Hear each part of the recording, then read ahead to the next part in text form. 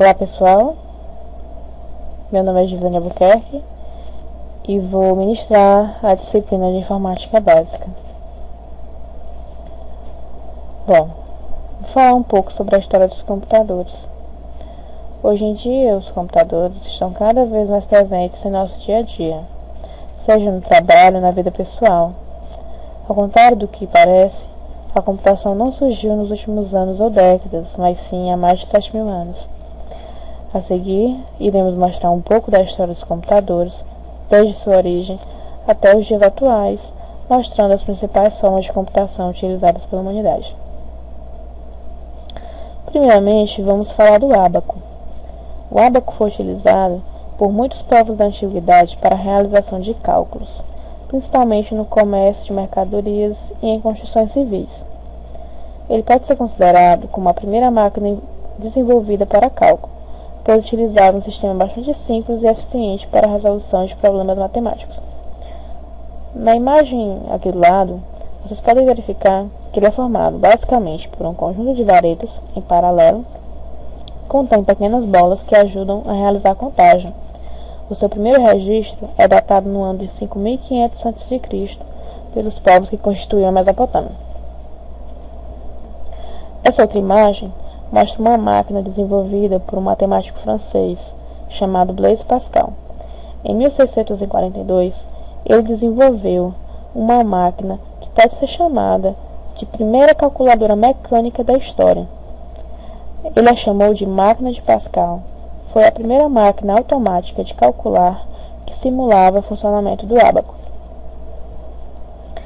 Esta outra imagem mostra uma máquina desenvolvida por Charles Babbage. Pela necessidade de cálculos mais complexos, em 1822 foi publicado um artigo científico que prometia revolucionar tudo o que existia até então no ramo de cálculo eletrônico.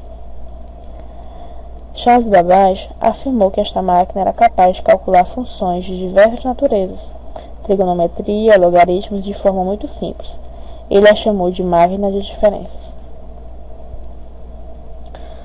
Com a evolução dessas máquinas, surgiu a teoria de Boole.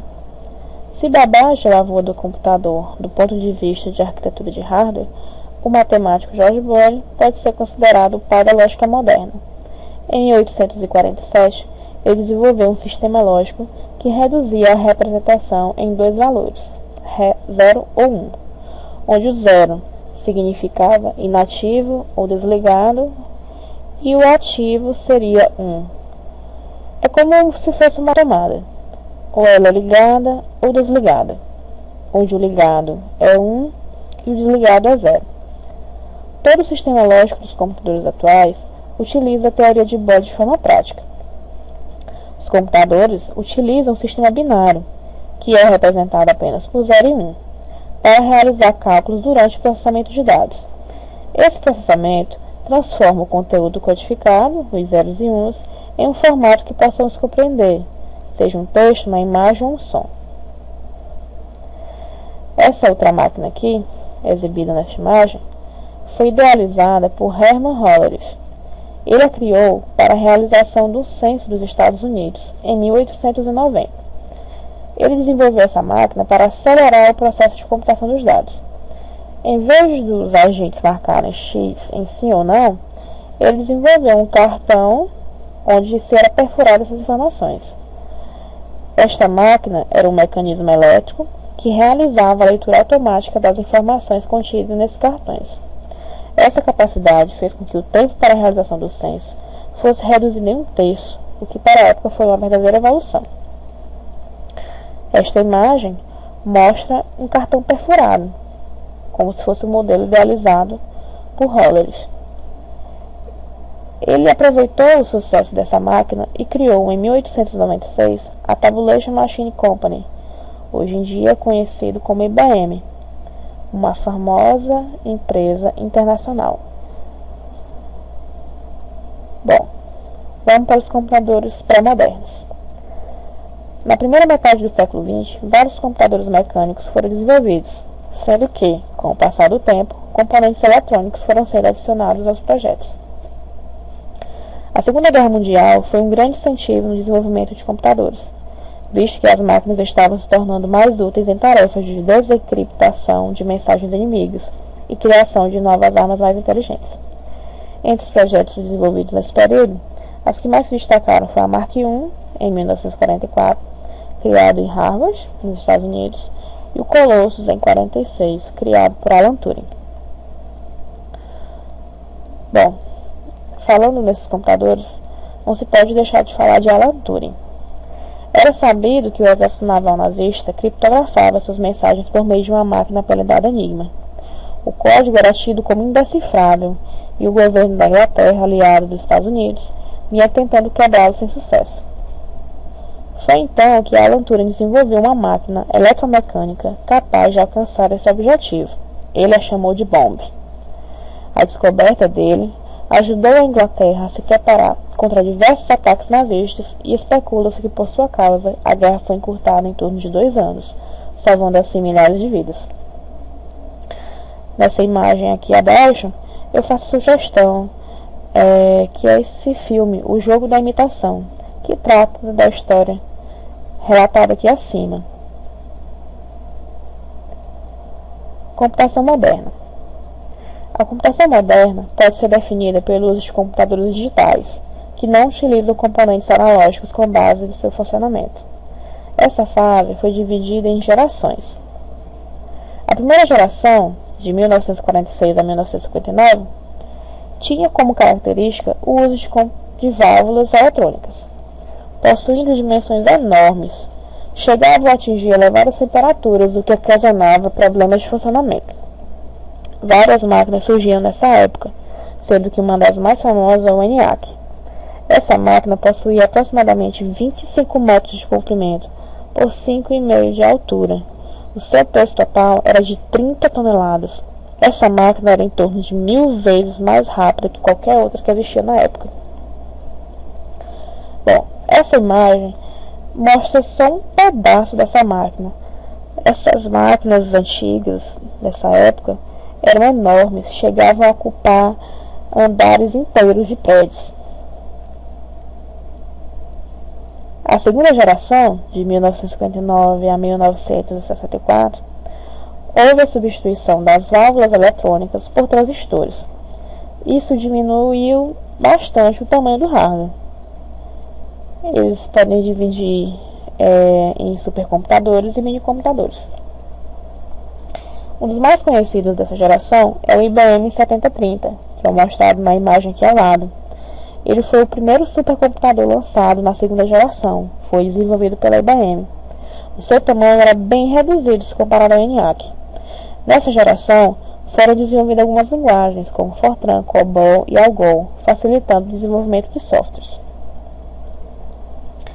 A terceira geração, de 1964 a 1970, os computadores já utilizavam circuitos integrados, o que permitia que uma mesma placa armazenasse vários circuitos que se comunicavam com hardwares distintos ao mesmo tempo.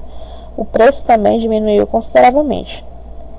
Em 1967, o IBM 36091, que é mostrado aqui ao lado, é um dos principais modelos dessa geração. Essa máquina já trabalhava com dispositivos de entrada e saída modernos, como discos, fitas de armazenamento, além da possibilidade de imprimir resultados em papel. No final desse período, já se iniciou uma preocupação com a qualidade no desenvolvimento de software. A quarta geração, que é de 1970 até hoje, ela é conhecida pela criação de microprocessadores e computadores pessoais, os chamados PCs, além da redução drástica de tamanho e preço das máquinas. Os circuitos acabaram se tornando ainda mais integrados e menores. Isso permitiu o desenvolvimento de microprocessadores. Nesta era, os softwares se tornaram tão importantes quanto hardwares. Nessa geração, surgiram nomes como Bill Gates e Steve Jobs, fundadores da Microsoft e Apple, respectivamente. Aqui do lado, já tem algumas imagens de computadores dessa época. Vocês podem ver que até se aproximam um pouco do que é usado hoje. Como sugestão, eu indico o filme Piratas da Informática, que trata justamente da história da fundação dessas duas empresas, a Microsoft e a Apple, e um artigo que fala sobre a história dos computadores. Bom, agora nós já vimos um pouco da história e a evolução dos computadores, desde o ábaco até os computadores atuais. Falando nisso, é interessante saber o que é hardware e o que é software. O hardware é um termo em inglês que não tem uma tradução específica, mas que deriva da palavra hard, que significa duro. O hardware, ele define todos os componentes físicos de um computador, ou seja, é a máquina propriamente dita. O hardware de um computador, ele pode ser dividido basicamente em processador, placa-mãe, memória e dispositivos de entrada e saída. Na imagem aqui ao lado, mostra mais ou menos um pouco como funciona a estrutura de um computador. Tem aqui um gabinete, o monitor, teclado, mouse e alguns componentes internos, como a fonte de alimentação, um HD, uma unidade de CD e DVD, a placa-mãe, que é super importante, e outros componentes. Vamos falar então quais são os componentes externos. Aqui eu listo alguns. O monitor, ele é um dispositivo de entrada e saída. Ele mostra exatamente visualmente o que está acontecendo no dispositivo. Porque ele é considerado um dispositivo de entrada e saída. O que é um dispositivo de entrada e saída? Entrada, porque alguns monitores hoje são sensíveis ao toque, então você pode passar informações através do toque na tela. E saída de dados, pois ele apresenta visualmente, através do dispositivo, tudo o que está acontecendo no PC. Teclado é um dispositivo de entrada, pois é através dele que se coloca as informações são inseridas no PC. Temos o mouse, que ele funciona como um ponteiro na tela, onde se pode clicar e selecionar ícones. E o gabinete, que é a estrutura onde ficarão guardados os componentes internos, como HD, placa-mãe, fonte, entre outros. Componentes internos. Alguns dos componentes externos são listados aqui. A placa-mãe é um dos mais importantes, pois é uma placa de circuitos, onde é composto por barramento, que são caminhos, e slots, que são lacunas, onde são acoplados outros componentes essenciais para o funcionamento do computador, como a memória, CPU, HD, entre outros. O processador, nessa imagem aqui ao lado, ele é também conhecido como CPU, é responsável por processar todas as informações do PC. Ele é o cérebro do computador. O HD é o local onde é instalado o sistema operacional. É onde os arquivos criados são armazenados, como arquivos de texto, imagens, sons, entre outros. Outro componente externo é a memória. Ele tem a função de armazenar dados. São classificados entre principal RAM e RAM, auxiliar cache e secundário HD ou CD DVD. A memória RAM ela é uma memória volátil, ou seja, ela só funciona enquanto o PC estiver ligado. O processador processa as informações e a RAM as executa. A memória ROM ela armazena os dados de fabricação, que são essenciais para o PC funcionar. E a memória secundária, que no caso do exemplo é o HD, é o local onde são armazenados o sistema operacional e os arquivos. E aqui também um outro exemplo, uma unidade de CD e DVD que faz leitura e gravação de mídias. Como sugestão, eu defini aqui um artigo sobre os componentes dos computadores. Ótimo, já sabemos o que é hardware. Agora vamos entender o que é software. O software ele é um conjunto de instruções passadas para os componentes físicos de um computador, os hardwares, para que eles possam executar determinada tarefa. A função do software é facilitar a interação dos usuários com os componentes físicos do computador, transformando em algo útil. Cada programa é criado para executar determinada tarefa utilizando o computador. Pode-se classificar o software em dois grupos, básicos e aplicativos. Os softwares básicos são aqueles essenciais para o funcionamento, como o sistema operacional, o BIOS e programas fornecidos pelo fabricante juntos à máquina.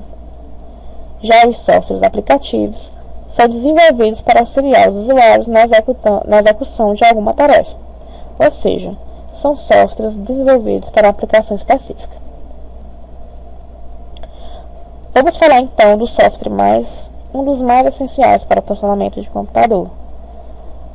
É o sistema operacional. Ele é um software responsável por operacionalizar o computador. Ele gerencia a comunicação entre os componentes, entre hardware e software, entre um aplicativo e outro, tornando assim capaz de ser uma máquina funcional, ou seja, capaz de atender ordens. O sistema operacional é uma coleção de programas que inicializa o hardware do computador, fornece rotinas básicas para o controle de dispositivos, fornece gerência, escalonamento e interação de tarefas e mantém a integridade do sistema. Os sistemas operacionais mais conhecidos e que serão o foco do nosso estudo são Windows e Linux. Ótimo, vamos falar então um pouco sobre o Windows e sobre o Linux.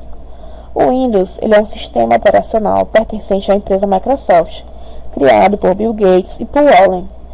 Em 1975, eles tiveram uma grande visão, um computador em cada mesa de trabalho e em cada residência. A palavra Windows vem do inglês e significa janelas, e é um gerenciador de interface que permite ao usuário ver informações e se comunicar com o computador. Aqui no lado esquerdo, abaixo, inferior, nós temos uma imagem que mostra o sistema operacional Windows. E aqui do lado direito a logomarca. Linux. O Linux é um sistema operacional que utiliza o kernel Linux.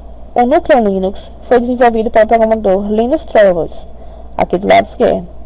O seu código-fonte está disponível para que qualquer pessoa possa utilizar, estudar, modificar e distribuir livremente de acordo com os termos da licença. As distribuições do Linux, ou GNU Linux, é uma popular alternativa livre para os sistemas operacionais, como Windows e macOS, que são pagos. Aqui no lado esquerdo inferior, nós temos uma imagem que mostra o Linux em funcionamento. Ele não é muito diferente do sistema operacional Windows, se formos olhar. Aqui do lado direito nós temos um pouco da logomarca. Ótimo, vamos fazer um pouco um comparativo entre o Linux e o Windows.